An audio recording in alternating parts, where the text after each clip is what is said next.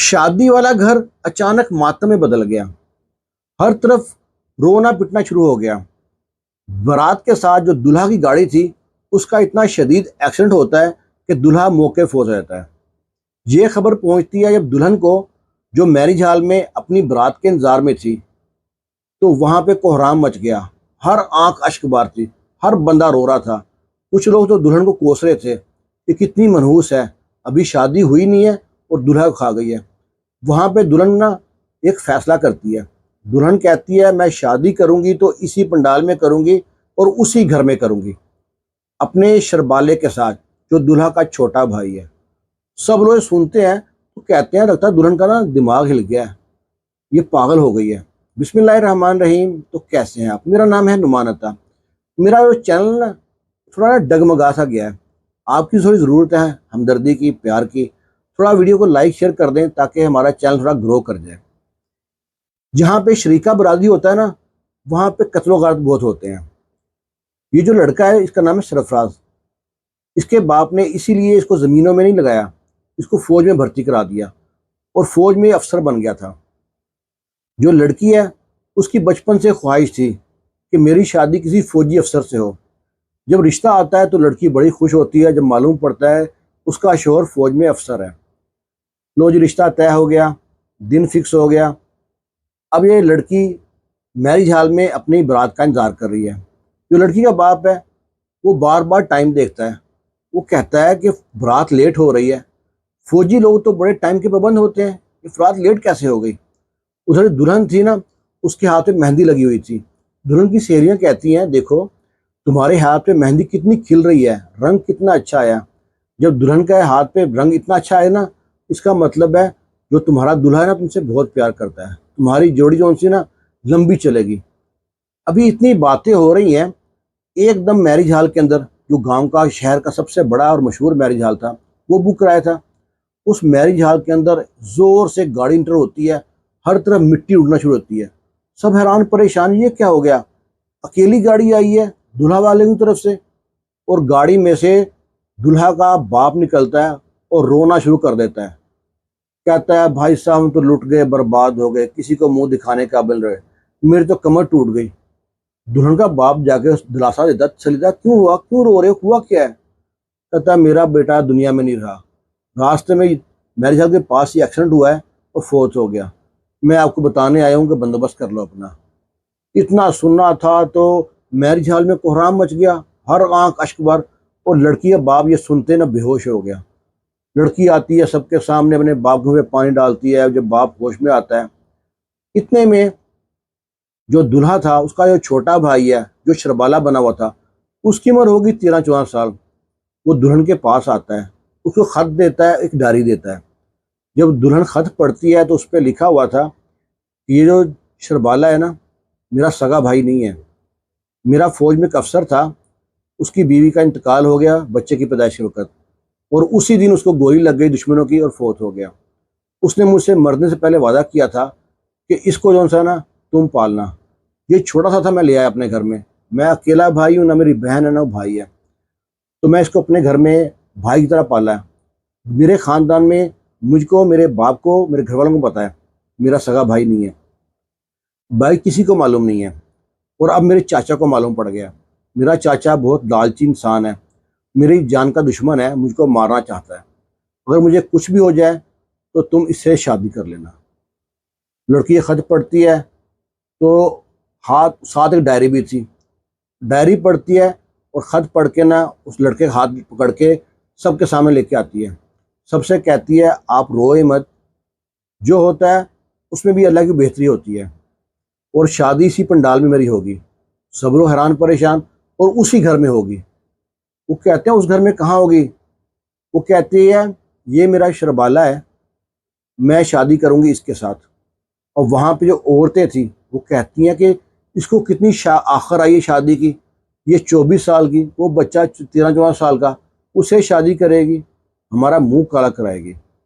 لڑکی کا باپ، لڑکے کا باپ اس کے پاس آتے ہیں، بیٹا سوچ کے بات کر، تو کیا کہہ رہی ہے؟ لڑکی کو نا خط کے بارے میں بتاتی ہے۔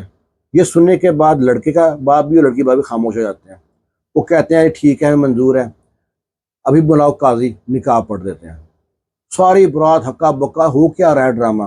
تو جی قاضی آیا، نکاح پڑھایا، دلہن بیٹھتی ہے اپنے سسر کے ساتھ، ساتھ شربالا جو دلہا تھا وہ بیٹھتے ہیں، پہنچتے ہیں وہاں پہ وہ بیٹے کی لاش تھی، اس کا پوسٹ مارٹم کے لیے لے گئے ہسپتال میں، پوسٹ مارٹم ہوا، گھر لے کے آ گئے، گھر میں لے کے آئے ہیں، لاش کی تدفین کی ہے، پھوڑی ہوئے لوگ بیٹھے ہیں، تو جو لڑکا فوت ہوا اس کے چاچے تائے اپنے بچوں کے ساتھ آ گئے اور رو اپنے بھائی کو دیکھ کے رونا شروع کر دیا، ہائے میرا بھائی، بڑھاپے میں تیرے ساتھ کیا کتنا ظلم ہوا، تیرا ایک تو سہارا تھا وہ بھی چلا گیا۔ اس باپ پہ کیا بیتے گی جو بڑھاپے پہ اپنے کمزور کندھوں پہ بیٹے کا جنازہ لے کے جائے، اس کی کمر ٹوٹ جاتی ہے۔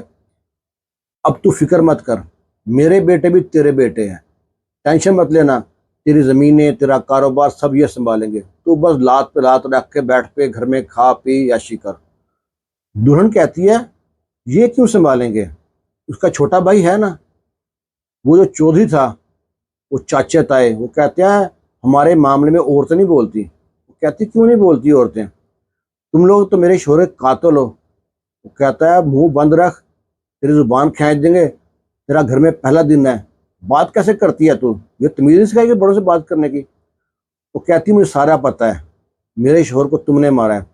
لڑکی کو کسی نے بتایا تھا جب گاڑیاں آگے پیچھے آ رہی تھی تو جو اس کے چاچے کے لڑکے تھے اوور ٹیک کرنے کے چکر میں سارے آگے پیچھے تھے اور جان بوجھ کے اس گاڑی کو ہٹ کیا، اوور ٹیک کیا، آگے سے ٹرالا آ رہا تھا، اس کو جب سامنے کیا تو پیچھے خود ہی گاڑی مار کے ایکسیڈنٹ کر دیا۔ وہ لڑکی نے ایسی بات کی تو وہ کہتی ہے، اور یہ وہ آدمی جو چاچا تھا کہتے تھے یہ سگا بیٹا تھوڑی ہے ان کا، یہ تو گود لیا ہوا ہے، یہ پرایا خون ہے، زمین جائیداد یہ سنبھالے گا، ایسا ہو ہی نہیں سکتا۔ لڑکی نے پیپر نکالا جو ڈائری تھی، ڈائری میں پیپر پہ لکھا ہوا تھا کہ ساری جائیداد میرے چھوٹے بھائی کے نام ہے، جو میرا سگا نہیں تھا، پر سگوں سے زیادہ مجھے یقین ہے اس کے اوپر، اور اس کی شادی ہو گئی ہے اب میری ہونے والی بیوی کے ساتھ، اور یہ لڑکا 14 سال کا ہے، یہ بالغ نہیں ہے، اور جب تک یہ بالغ نہیں ہوتا ساری جائیداد کی پراپرٹی کی زمین کی جو مالکن ہے یہ اس کی بیوی ہوگی، وہ بینیفیشری ہوگی اس کی۔ لوگ اس طرح جب سنتے ہیں تو چاچے تائے کے تن بدن میں آگ لگ گئی، ہم نے اتنا بڑا کام کر دیا اور ہاتھ ہمارے خالی۔ اپنے بچوں سے کہتا ہے پکڑو اس کو، اس کے گدی سے کھینچ کے لاؤ اور پیپر چھینو اس کے پاس سے۔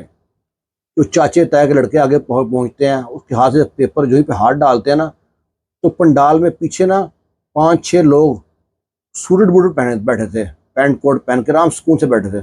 ان میں سے ایک بندہ کھڑا ہو کہتا ہے خبردار کس نے ہاتھ لگایا، تو اس نے ہاتھ میں پستول پکڑی ہوئی تھی، کہتا ہے تم کیا سمجھتے ہو، فوجی کو مار کے تم سمجھو کہ تم نے بڑا میدان جیت لیا، ہم تو یہاں پہ اپنے دوست کی برات کھانے آئے تھے، ہمیں معلوم نہیں تھا کہ اس کے یہاں پہ میت پہ ہم آنا پڑے گا، کسی نے اس لڑکی کو ہاتھ لگایا نا، چھوڑیں گے نہیں اس کو۔ وہ جناب فوجی آگے آتے ہیں، اس کے ہاتھ سے لڑکے کے ہاتھ پیپر چھینتے ہیں، ایک تھپڑ مارتے ہیں اور لڑکی سے کہتے ہیں فکر مت کر، تیرے دیور اور جیٹ بہت ہیں یہاں پہ، پوری پلٹون ہے فوج کی یہاں پہ، فکر مت کر تم۔ لڑکیوں کو بتاتی ہے کہ میرے شوہر کو قتل انہوں نے کیا ہے، ان کا پلان تھا مارنے کا، یہ خط میں بھی لکھا ہوا ہے، تحریر نامہ لکھا ہوا ہے۔ جب اتنا سنتے ہیں فوجی خوب درگت مناتے ہیں ان کی اور فون کرتے ہیں پولیس کو، 302 کیس میں اندر کرواتے ہیں ان کو اور فراڈ کے کیس میں، اور لڑکی اور جو اس کا شوہر ہے ان کو کہتے ہیں، دیکھو فوج کو بتاتی ہے کہ میرے شوہر نے لکھا تھا کہ جو اس بچے کو نا فوج میں کیپٹن بنانا ہے، اتنی محنت کرنی ہے۔ وہ کہتے ہیں فکر مت کر، آپ بس محنت کریں، باقی اللہ تعالیٰ رنگ لائے گا۔ اس لڑکی نے لوگوں کی باتیں سنی کہ لوگ کہتے رہے کہ ہاں 13 سال کا لڑکا، 14 سال کا، کہاں 24 سال کی لڑکی، خود بھی پڑھی لکھی تھی، لا کیا ہوا تھا، لڑکی نے زندگی گال دی اپنی، پر محنت کر کر کے نا اس لڑکے کو آخر وہ دن آتا ہے جو لڑکا جو اس کا شوہر تھا فوج میں کیپٹن بنتا ہے۔ جب گھر پہ آتا ہے آ کے اپنی بیوی کو جو ماں کے برابر تھی اس کو سلوٹ مار کے آتا ہے کہ میں آج آپ کا احسان نہیں دے پا سکتا کہ آپ نے میرے ساتھ اتنی محنت کی اور میں فوج میں کیپٹن بھرتی ہو گیا۔ جہاں پہ شریکہ برادری ہوتا ہے نا وہاں پہ قتل و غارت لازمی ہوتے ہیں، کیونکہ زمینوں کے چپے چپے کے کیس پہ نا تھوڑی سی جگہ بھی چلی جائے نا تو پستولیں، بندوقیں، کلہاڑیاں کئی نکل آتی ہیں۔ جب تک زمین پہ خون نہ بہے ان کو نا سکون نہیں آتا۔ تو یہ ایک واقعہ ہے، امید کرتے ہیں آپ کو اچھا لگا ہوگا۔ اچھا لگا تو ویڈیو کو لائک شیئر کریں، خوش رہیں، شاد رہیں، آباد رہیں۔ اللہ حافظ۔